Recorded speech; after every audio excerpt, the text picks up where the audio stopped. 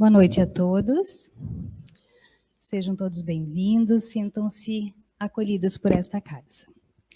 O tema da noite de hoje será o capítulo 8, segundo o Evangelho segundo o Espiritismo, intitulado Bem-aventurados aqueles que têm o coração puro. Eu sou Rosane Frise, uma trabalhadora da casa, e eu gosto sempre de dizer que eu sou uma aprendiz, porque eu não estou aqui ensinando, eu estou aqui aprendendo.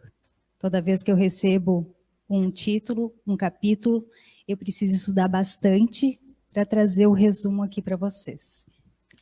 A nossa conversa, então, ela se concentrará na passagem bíblica inicial deste capítulo, que diz o seguinte, ela está em São Mateus, capítulo 5, versículo 8. Bem-aventurados aqueles que têm o coração puro, porque verão a Deus.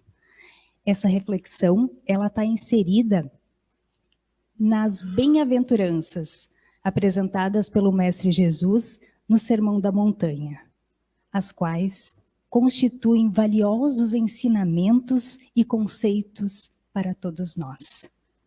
Gandhi já dizia que se toda a literatura espiritual fosse perdida e sobrasse simplesmente o Sermão da Montanha, nada teria sido perdido. Porque ali consta tudo o que nós, humanidade, precisamos saber e seguir. As bem-aventuranças anunciam o reino de Deus por meio das palavras e das ações de Jesus. No Sermão da Montanha foram descritos os passos que nós devemos seguir para pertencer ao reino dos céus. Reino este que está dentro do nosso próprio espírito. Se aceitarmos, é claro, as leis de Deus. E bem-aventurado, falamos tanto desta palavra e precisamos saber o que ela significa. De acordo com o dicionário, bem-aventurado é alegre, felicidade, prosperidade espiritual, é bem-estar. E por que Jesus se referiu bem-aventurado os puros de coração? O que ele quis dizer? Ele se referia àqueles isentos de sentimentos impuros. Todos nós atingiremos esse estado, puros de coração. Porém, para isso precisamos nascer muitas e muitas vidas. O Espiritismo nos ensina que o nosso espírito progride a cada existência e que estamos sujeitos à lei de causa e efeito. E então, para que a gente alcance a perfeição, vai depender de quem? Somente de nós. Porque Jesus disse que o reino está dentro de nós, como a gente já falou, e apenas basta a nós descobrir a pureza no nosso coração. Para isso, precisamos deixar de lado, retirar do nosso coração o egoísmo e o orgulho, e todo o sentimento impuro. Exercício esse que deve ser realizado no nosso dia a dia, na nossa família, no nosso trabalho. O egoísmo e o orgulho, ele está enraizado em nós. Então, por isso que ele não é fácil. Ser puro, ser simples, requer muito esforço. Mas somos dotados do livre-arbítrio. Então, vai depender de nós querer fazer essa mudança ou não. Jesus disse numa passagem que foi registrada por João, não turve o vosso coração. Guarda contigo o coração nobre e puro. É muito bonita essa passagem. Guarda contigo o coração nobre e puro. Porém, o mestre não disse que passaríamos pelo mundo sem tempestades e nevoeiros.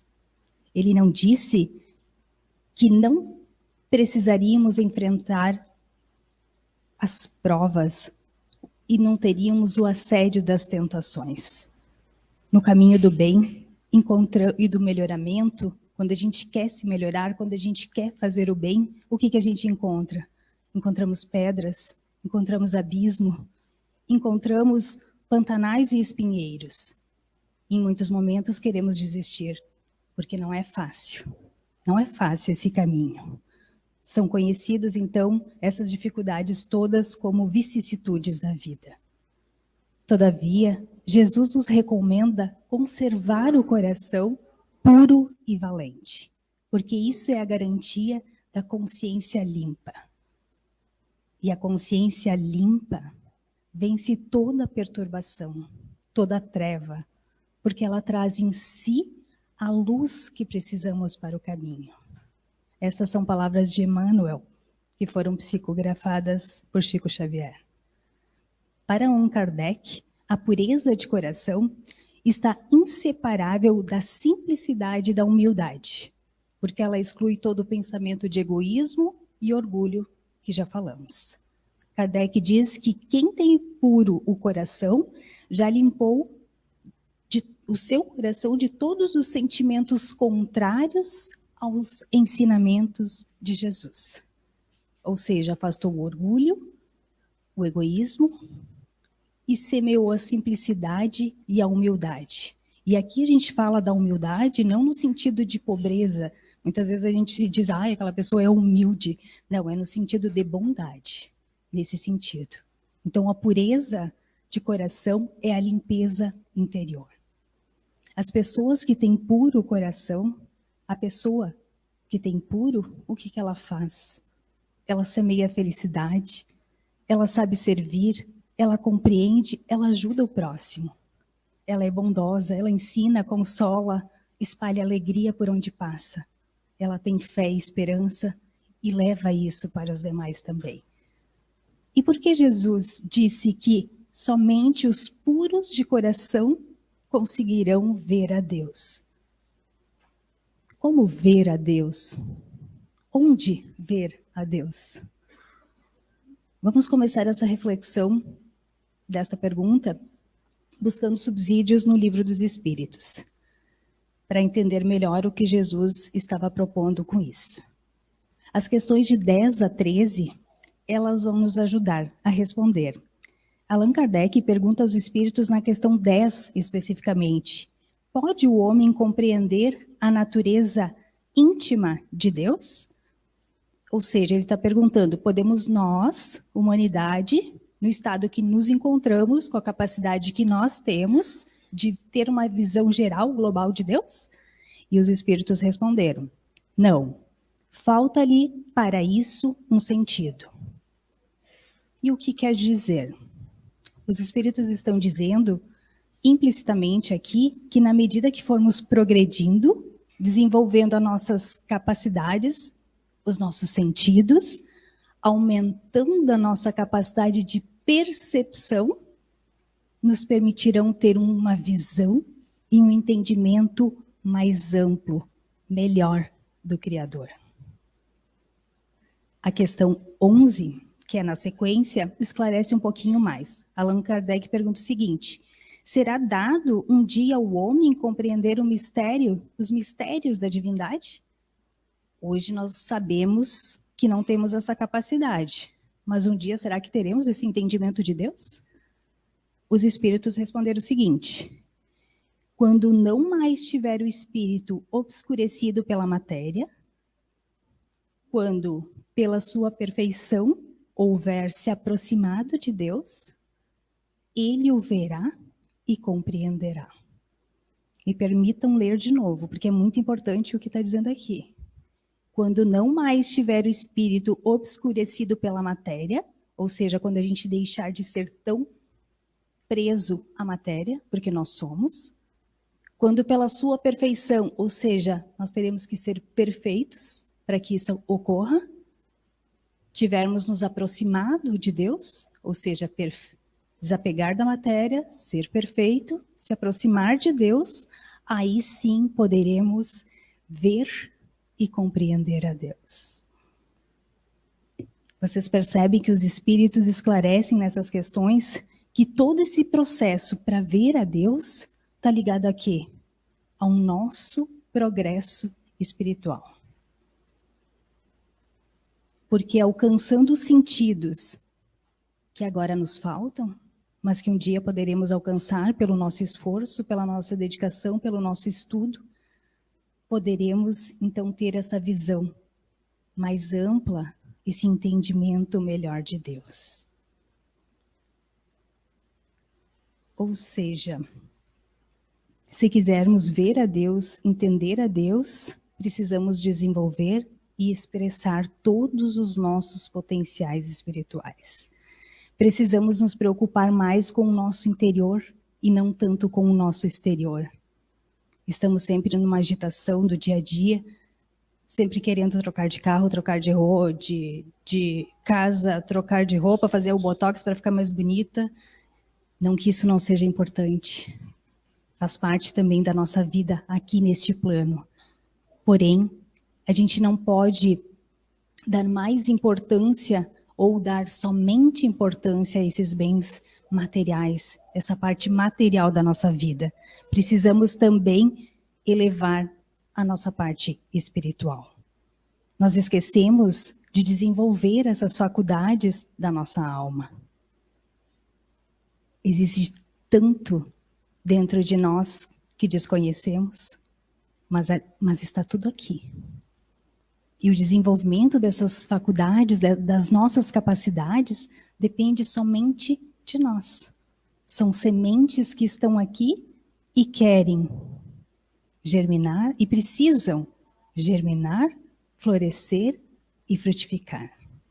E é nosso dever fazer isso. Ninguém vai fazer isso pelo outro. Cada um faz o seu dever. Esse é um dever de cada um.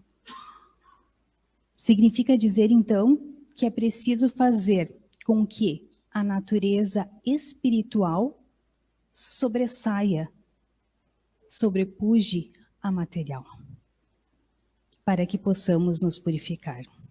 Porque somente assim, desenvolvendo as nossas percepções, que hoje não temos, ou que temos algumas, desenvolvendo, nos aproximando de Deus, desapegando-se da matéria, desapegando-se das paixões materiais que todos nós temos, conseguiremos ver e compreender o Criador. É lógico que aqui a gente está falando, é muito mais do que ver no sentido e na compreensão da visão física. Ver é entendimento, é compreensão. E quando isso vai acontecer? Quando nos tornarmos espíritos puros. Lembrando que existe uma escala espírita, uma classificação dos espíritos, e que a maioria de nós está na terceira ordem deles, classificadas como espíritos imperfeitos. Alguns poucos já estão e já podem ser classificados como bons espíritos.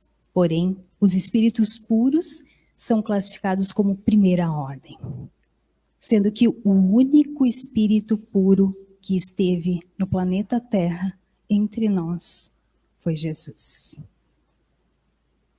Entendem por que eu digo que eu sou uma aprendiz? Porque está muito distante. Contudo, eu tenho fé e esperança que possamos chegar lá. E nós vamos chegar lá, porque essa é a vontade de Deus. Então, vai depender de nós quantas vidas teremos que voltar para aqui para aprender e para desenvolver isso.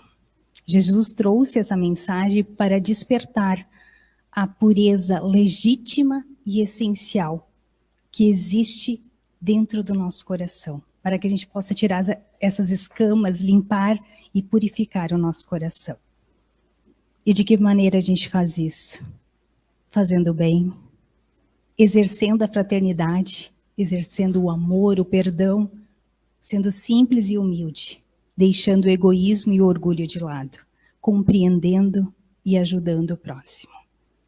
Para assim conquistarmos olhos para ver, ouvidos para ouvir, para longe dessas sombras transitórias pelas quais passamos, possamos despertar o diamante divino que existe em cada um de nós. E que possamos assim, somente assim, poderemos ver e compreender a Deus. Que assim seja.